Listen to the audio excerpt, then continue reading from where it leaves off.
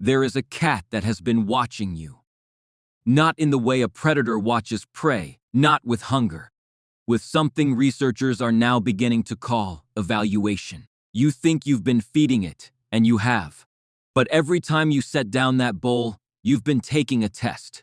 You have been taking it for longer than you realize. Feral cats are not domesticated animals that have gone wild. A stray cat is a domestic cat that has lost its home. A true feral cat was born and raised outside. It has had little contact with humans during the developmental window. That window closes at approximately 7 weeks of age. After that, the neurological architecture for human bonding does not form. The cat on the fence is a different animal wearing the same body. And yet, every feral cat researcher will tell you the same thing. Feral cats change, but they do not change quickly or easily. Under specific conditions, over long timescales that require real patience, feral cats renegotiate their relationship with the concept of human. The mechanism is not affection.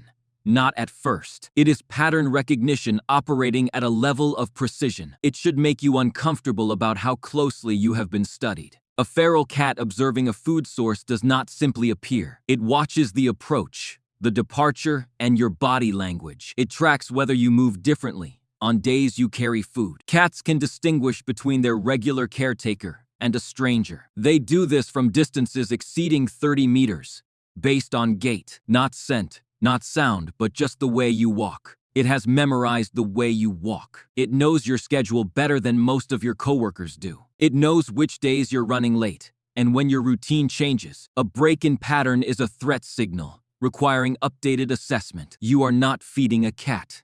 You are being profiled by one. And somewhere in that profiling process, something shifts. Researchers studying feral cats have identified a specific inflection point. It is not marked by the cat approaching you that comes later. It is a trailing indicator, not the actual event itself. The actual inflection point is invisible.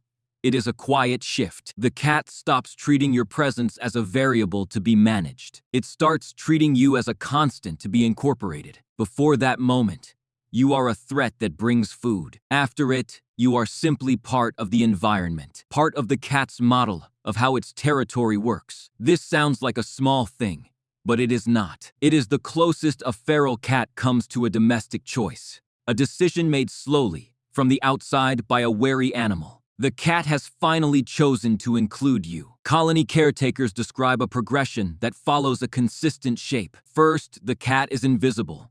You know it exists because food disappears. It begins appearing at a distance, positioned to maintain exit routes. Then the distance begins almost imperceptibly to shrink. The cat does not approach. It simply positions itself less far away. This phase can last months. It looks like nothing, but it is not. The cat is running a risk model, updating it with every visit. Every consistent behavior narrows the confidence interval on what you represent. The cat is not warming to you in any human emotional sense. It is accumulating data points until the behavior finally changes. You will not know when it happens, but the cat has decided. It has decided you are not going to hurt it. What happens after that moment is where it gets strange. Feral cats that cross that threshold do not behave like newly trusting animals. They behave like animals that have been waiting a long time. Contact is often initiated by the cat appearing in an unexpected location, positioned without any obvious exit priority,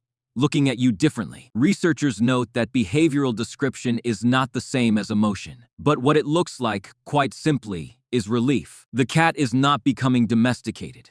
Let this be clear. A feral adult cat that has chosen to trust one human. It has not generalized that trust to humans as a category. It has extended it to you specifically, as an individual. An individual it spent months studying and concluded does not intend harm. Reach toward it in the wrong way. Move too quickly. Change your approach in a way that breaks the pattern. The risk model updates, and the distance returns. The trust is not unconditional. It is the most conditional trust. It is trust that had to be earned by a creature. It knew at a biological level that it should not trust you, and it chose to anyway. Understand the cat on your street, the one watching from the fence, the one that disappears when you look directly at it. It is not indifferent to you.